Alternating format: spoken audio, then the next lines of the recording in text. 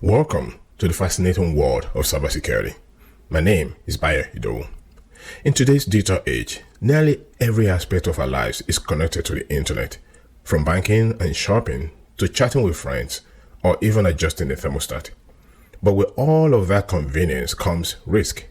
Just like we lock our homes and cars, we must also protect our digital spaces.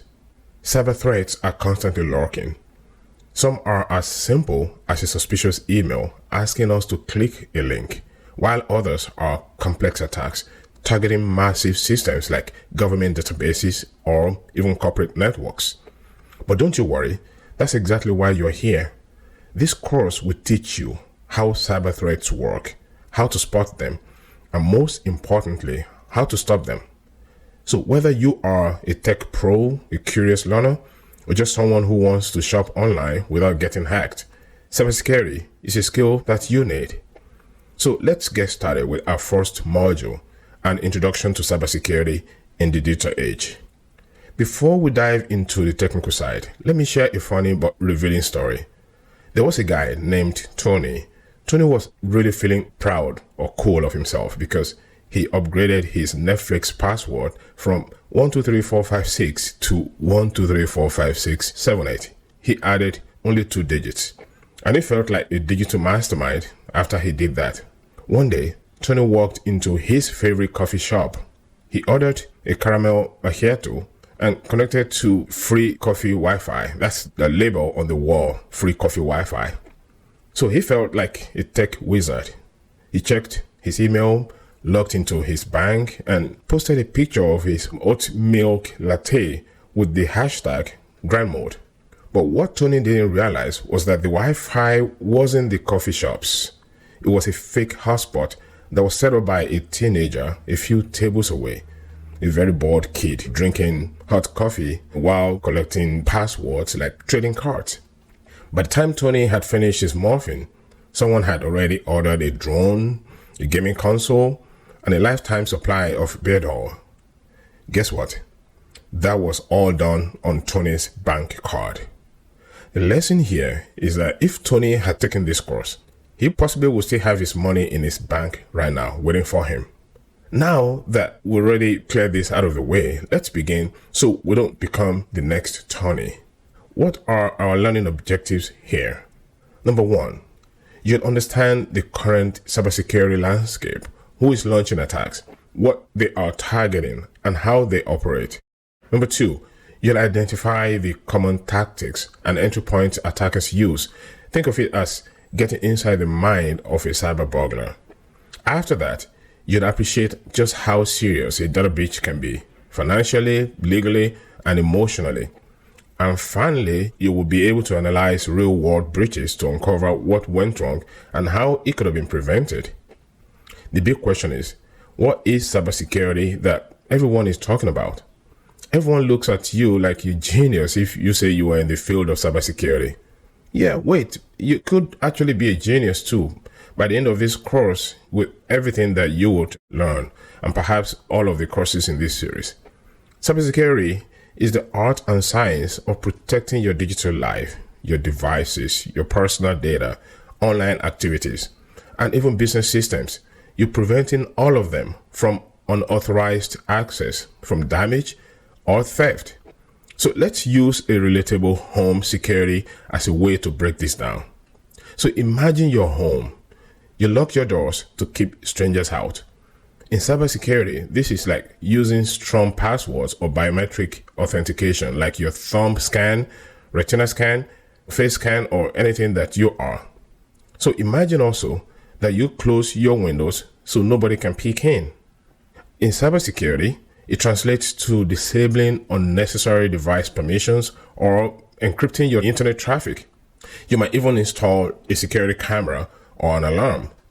This translates to firewalls, antivirus software, or intrusion detection systems in the digital space in cybersecurity. Say you have a smartphone. It has your banking app, your family pictures, and access to your work email.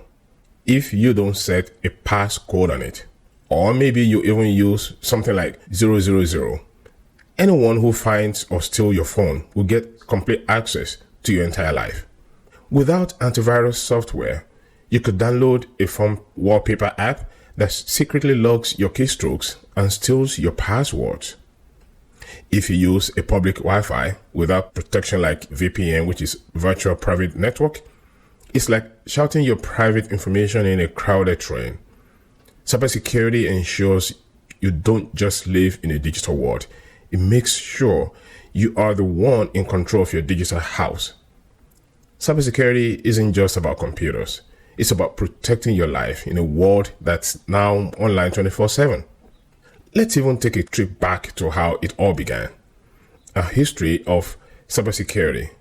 They say history helps to create stories, right? In the year 1971, the Creeper virus was the very first of its kind. It didn't cause harm, but it showed how systems could be infected.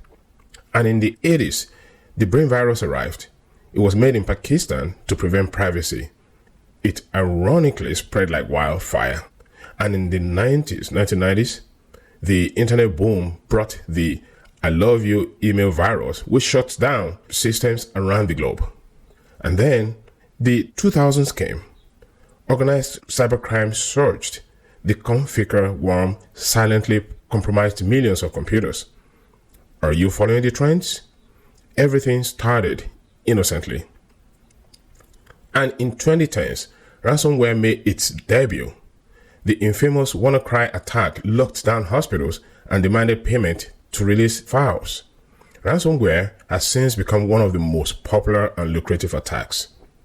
Oh, and then today, we are battling AI-powered threats, cloud vulnerabilities, and even deepfakes. Do you now see why cybersecurity has become the number one IT field?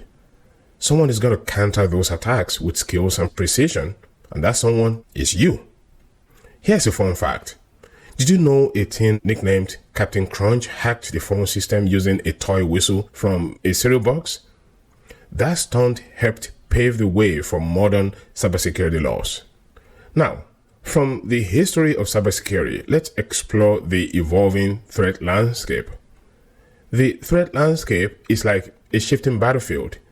New attacks pop up every day, and the old ones get smarter.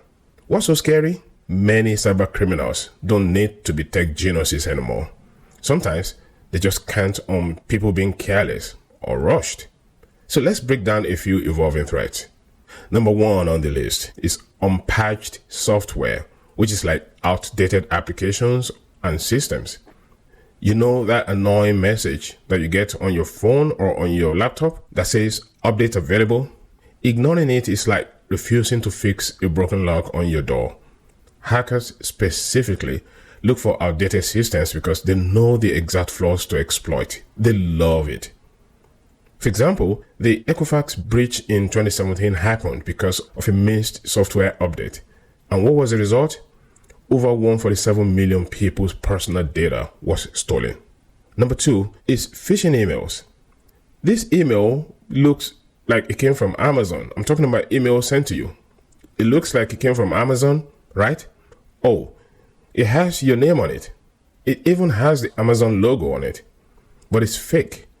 Click on the link and you are on a clone page that steals your info.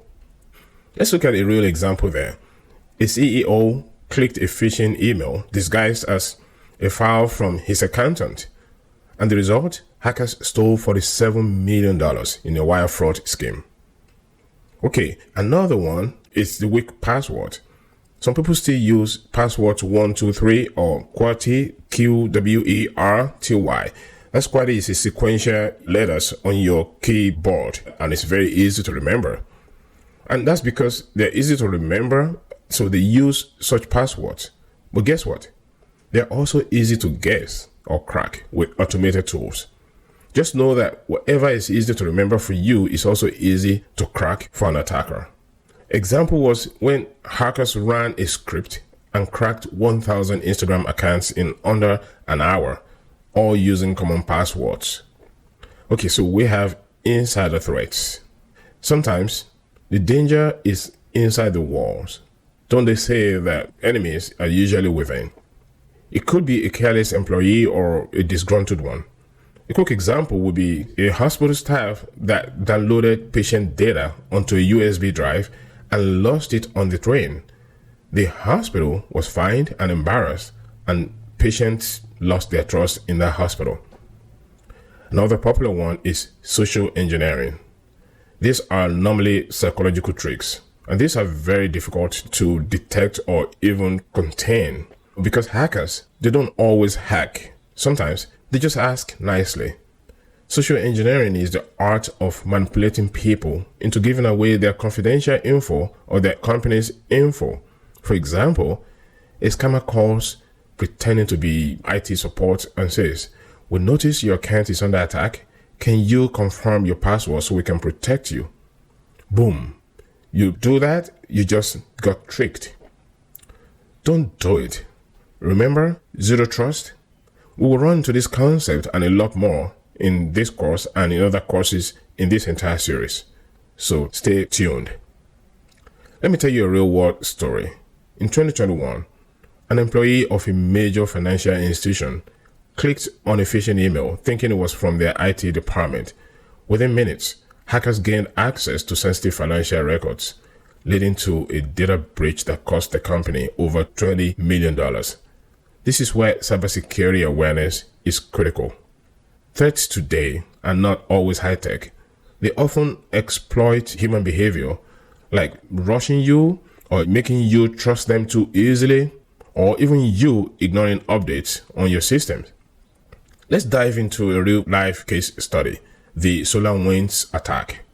Let's break down one of the biggest breaches in recent memory. In 2020, hackers inserted malicious code into an update from a trusted company called SolarWinds.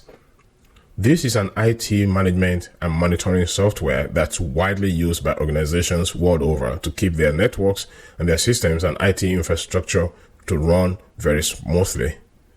This update got installed by 18,000 businesses and government agencies. And what was the result? Hackers had secret access to sensitive networks for months, not days, months. And what was the lesson there? Always question trust. Even a trusted vendor can become an entry point. Regular audits and monitoring are key. Remember I mentioned zero trust the other time? Okay. So if you have a minute, take a look at the overview of the attack and the timeline. There are always indicators of compromise, which is called IOC. Those indicators of compromise, they are always mostly ignored in most attacks. Now, let's take a look at the types of cyber attacks and how they work. Cyber attacks are not always one size fits all. They come in all shapes and flavors, some loud and obvious, others are snaky and silent. So let's take each category and break it down with vivid illustrations. Number one in this category is network attacks. These are attacks that target the backbone of the internet, your connection. Under that, we have DDoS, which is distributed denial of service. So imagine a flash mob blocking the entrance of a store. Legitimate customers can get in because of that. And that's what happens when hackers flood a website with fake traffic. A quick example was in 2018, a massive DDoS attack hit GitHub with 1.3 terabits per second of junk traffic. The site was knocked offline temporarily. Then we have the man in the middle, which is MITM. You send a message to your friend, but someone intercepts that message and alters it before it gets to your friend. An example is you are at the airport using a free Wi-Fi. Everyone is guilty of that, one time or another.